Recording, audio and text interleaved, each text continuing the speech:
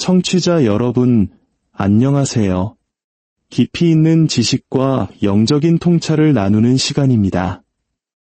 우리는 종종 선한 삶이란 무엇인지에 대해 생각하곤 합니다.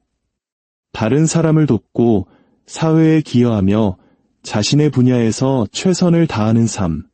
세상은 그런 삶을 칭송하고 기억합니다. 하지만 만약 그 모든 선행과 헌신에도 불구하고 정작 자신의 영혼은 길을 잃을 수 있다면 어떨까요?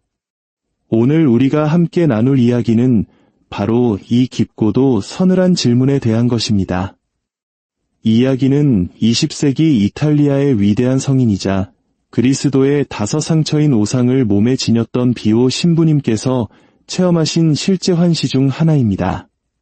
본격적인 이야기에 앞서 만약 이 이야기가 여러분의 마음에 작은 울림을 준다면 구독과 좋아요를 통해 저희와 함께 이 영적인 여정을 계속해 주시길 부탁드립니다. 여러분의 작은 손길은 이 거룩한 이야기가 더 많은 영혼에게 닿는 빛이 될 것입니다. 이 채널을 통해 나누는 모든 말씀이 여러분의 삶에 하느님의 은총과 평화를 가져다 주기를 기도합니다.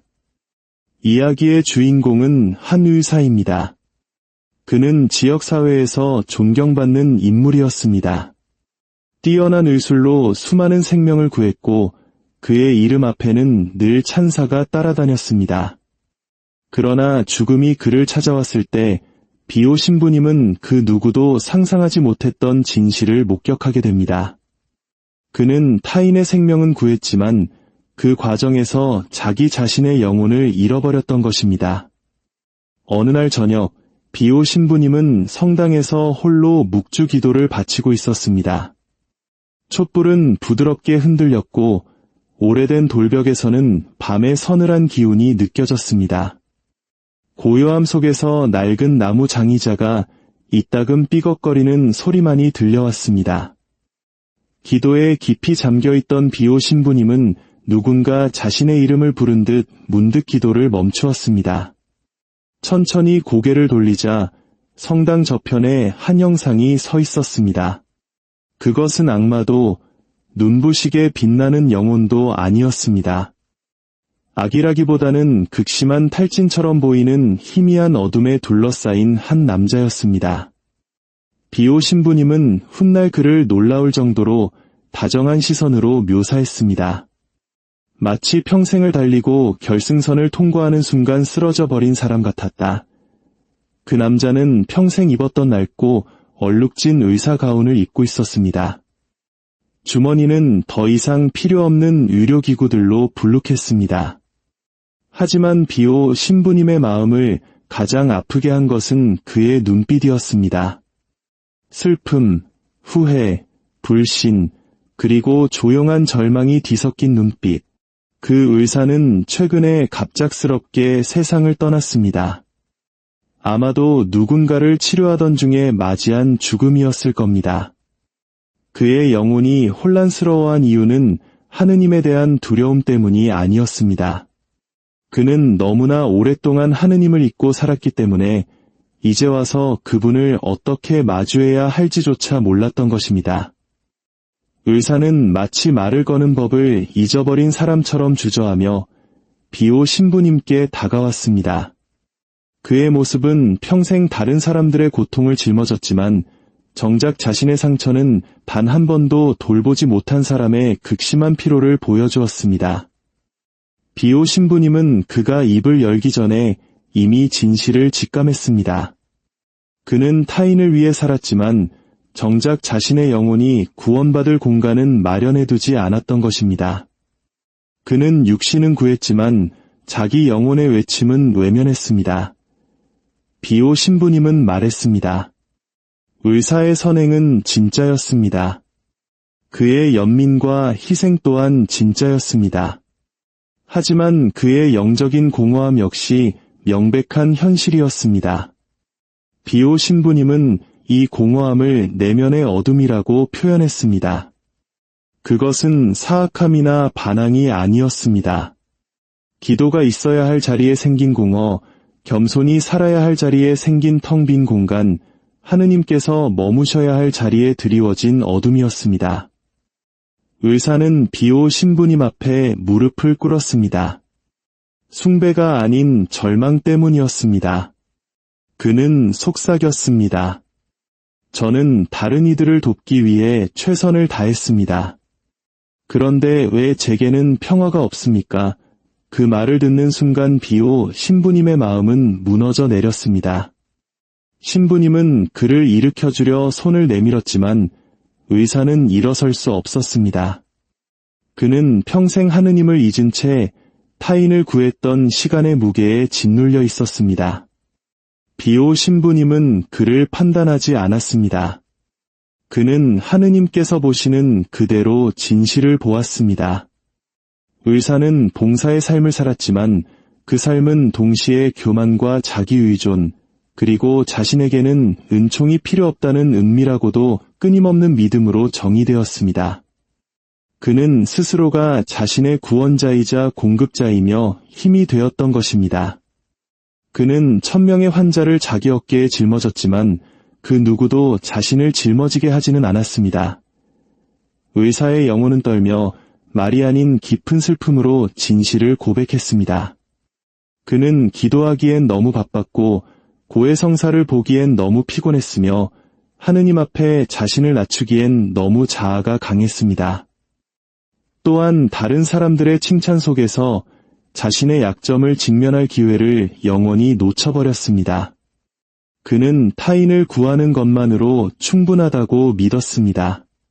그러나 이제 영원의 문턱에 서서야 평생 외면해온 진실을 마주하게 된 것입니다. 그는 수많은 생명을 구했지만 정작 하느님께서 자신을 구원하시도록 단 한 번도 허락하지 않았습니다. 비오 신부님은 부드럽게 그를 위로했습니다. 하느님께서는 사랑으로 행해진 선행을 결코 외면하지 않으신다고 말했습니다. 그가 돌보았던 모든 환자, 그가 감내했던 모든 희생, 그가 베풀었던 모든 연민의 행동은 하나도 빠짐없이 하늘에 기록되어 있다고 말입니다. 하지만 선행은 빛과 같습니다. 빛나고 치유하지만 하느님을 대체할 수는 없습니다. 이 말을 들은 의사는 눈물을 흘리며 고개를 끄덕였습니다. 그는 마침내 깨달았습니다.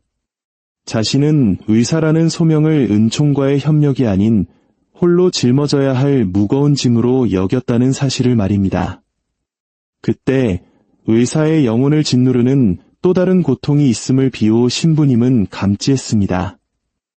의사는 마치 무언가를 찾는 사람처럼 계속해서 자신의 등 뒤를 힐끗거렸습니다. 비오 신부님은 침묵 속에서 물었습니다. 무엇입니까? 의사는 부끄러움에 고개를 숙였습니다. 제 육신이 죽기 훨씬 전에 제 영혼은 이미 죽어 있었습니다. 그의 목소리가 아닌 성당 전체에 울려 퍼지는 듯한 깊은 비탄이었습니다. 그제야 비오 신부님은 깨달았습니다. 의사는 고통과 책임감, 자기 희생의 세계에 너무 깊이 빠져든 나머지 자신이 치유하는 기계가 아니라 하느님의 자녀라는 사실을 서서히 잊어버렸던 것입니다. 그는 영적인 굶주림으로 자신을 소진시켰습니다. 바로 그 순간 비오 신부님은 등골이 서늘해지는 광경을 목격했습니다. 의사의 영혼 주위로 그림자들이 모여들기 시작했습니다. 그것은 악마가 아니었습니다. 그가 은총을 거부했던 모든 순간의 흔적, 뒤로 밀었던 모든 고해성사, 건너뛰었던 모든 미사, 외면했던 모든 양심의 속삭임, 그리고 너는 하느님이 필요 없어 라고 속삭였던 교만의 순간들이었습니다. 이 그림자들은 비난이 아니었습니다. 그것은 필연적인 결과였습니다. 비오 신부님이 그를 위해 강복을 주려 했지만 영혼은 떨기만 할 뿐 그림자들은 흩어지지 않았습니다. 의사는 극심한 공포에 휩싸여 물었습니다. 제가 구원받을 수 있습니까? 영원의 문턱에 빈손으로 도착한 자의 처절한 외침이었습니다. 당신이 원한다면 그렇습니다. 비오 신부님은 즉시 대답했습니다. 그러나 의사는 고개를 저으며 속삭였습니다. 어떻게 해야 할지 모르겠습니다. 이것이 바로 비극의 핵심이었습니다. 그는 세상에 너무 많은 것을 내어준 나머지 자신을 하느님께 내어드리는 법을 단 한 번도 연습해 보지 못했던 것입니다. 비오 신부님은 다시 손을 내밀어 은총의 균열이 열리기를 간절히 기도했습니다. 그때 의사의 어깨 너머로 비오 신부님은 예상치 못한 것을 보았습니다. 바람 앞에 촛불처럼 희미하게 떨리는 빛이었습니다. 그것은 의사가 어린 시절에 바쳤던 수십 년 전에 잊힌 순수하고 진실한 기도의 기억이었습니다. 그 작은 불꽃이 아직 살아있었습니다. 비오 신부님은 희망을 느꼈지만 의사의 영혼은 여전히 깊은 슬픔에 잠겨 있었습니다. 회개하는 마음은 있었지만 자신의 평생의 봉사가 아무 의미도 없을 것이라는 두려움, 수년간의 영적 태만이 자신의 운명을 결정했을 것이라는 공포가 그를 짓눌렀습니다. 비오 신부님은 그에게 더 가까이 다가가 부드럽게 말했습니다. 당신의 선행은 사라지지 않았습니다. 하지만 이제는 하느님께서 당신을 구원하시도록 내어 맡겨야 합니다. 의사는 믿고 싶었지만 그는 평생 자신의 두 손만을 믿어온 사람이었습니다. 그러나 이제 그 손은 더 이상 그를 도울 수 없었습니다. 그리고 그 순간 그림자들이 더욱 짙어지며 영혼의 숨통을 조여왔습니다. 그것은 이 영혼을 위한 싸움이 이제 막 시작되었음을 알리는 신호였습니다. 비오 신부님은 의사의 영혼을 둘러싼 긴장감이 마치 폭풍처럼 짙어지는 것을 느꼈습니다. 그것은 폭력의 폭풍이 아니라 혼란과 후회, 그리고 영적 탈진의 폭풍이었습니다. 그는 타인에게 자신의 시간, 힘, 기술, 연민을 모두 내어주었지만 정작 자신이 기댈 곳은 아무것도 남겨두지 않았습니다. 그는 하느님께 기대는 법을 배우지 못했습니다. 이것이 바로 비오 신부님을 충격에 빠뜨린 비극이었습니다. 사람들은 흔히 극악무도한 죄인들이 지옥에 떨어진다고 상상합니다. 하지만 비오 신부님은 영혼이 잔인함 때문이 아니라 자기 충족감 때문에 길을 잃는 경우가 더 많다는 것을 알고 있었습니다. 오직 자신만을 믿는 사람은 마침내 하느님이 필요해졌을 때 그분을 찾을 수 없습니다. 그때였습니다. 부드럽고 빛나며 인내심 강한 존재가 다가오는 것이 느껴졌습니다. 의사의 수호천사였습니다. 천사는 의사의 곁에 나타났습니다. 그 빛은 마치 아침 햇살이 안개를 녹이듯 순식간에 그림자들을 밀어냈습니다. 그러나 의사는 도움을 받는 것에 익숙하지 않은 듯 자신도 모르게 몸을 움츠렸습니다. 이 작은 디테일은 비오 신부님에게 깊은 의미로 다가왔습니다. 그는 너무나 오랫동안 다른 사람들을 위해 강한 존재로 살아왔기에 이제 와서 다른 이의 힘을 받아들이는 법을 몰랐던 것입니다. 천사는 그의 곁에 무릎을 꿇었습니다. 비오 신부님조차 놀라게 한 행동이었습니다.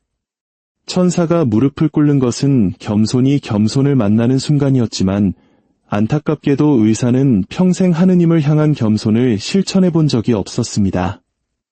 천사는 영적인 손을 들어 의사의 어깨에 얹었습니다. 비오 신부님은 귀로 들을 수는 없었지만 영혼으로 느낄 수 있는 목소리로 천사가 말하는 것을 느꼈습니다. 당신은 당신의 업적이 아닙니다. 당신은 하느님의 자녀입니다.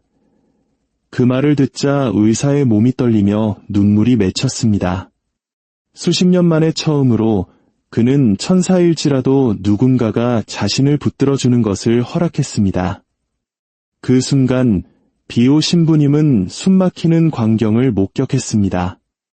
의사의 등 뒤로 수많은 얼굴들이 스쳐 지나갔습니다. 유령이나 영혼이 아니었습니다.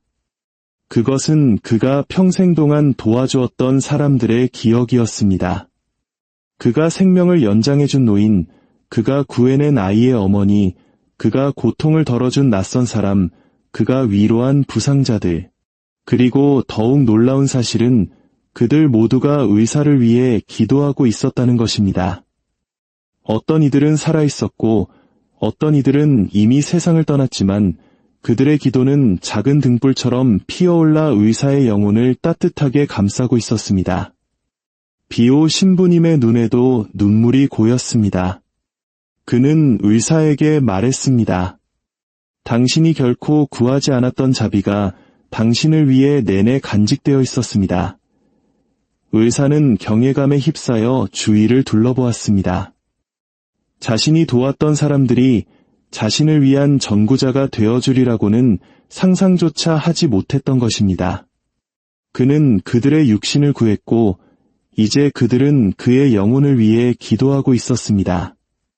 천사가 부드럽게 의사를 일으켜 세웠습니다. 이번에는 그가 저항하지 않았습니다. 그리고 비오 신부님은 다음 단계를 보았습니다. 그것은 단죄의 심판이 아니라 진실의 심판이었습니다. 의사는 자신의 삶을 명확하게 보았습니다. 자신이 행한 선, 그리고 그것을 오염시킨 교만, 타인에게 베푼 사랑, 그리고 하느님께는 인색했던 사랑, 은총이 속삭였지만 그가 외면했던 수많은 순간들, 그는 공포가 아닌 정직함에서 우러나오는 눈물을 흘렸습니다. 천사가 말했습니다. 당신의 선은 선했지만 당신은 선하신 분 없이 살았습니다. 그리고 비오 신부님은 평생 잊지 못할 장면을 목격했습니다. 의사는 마치 평생 짊어져온 무거운 짐을 들어 올리듯 고통스럽게 천천히 하늘을 향해 눈을 들었습니다. 그리고 어린 시절 이후 단 한 번도 입에 담지 않았던 말을 속삭였습니다. 하느님, 저를 받아주십시오. 그것은 그의 인생에서 첫 번째이자 진정한 순명이었습니다. 그리고 그것으로 충분했습니다. 그의 등 뒤로 눈부신 빛이 나타났습니다.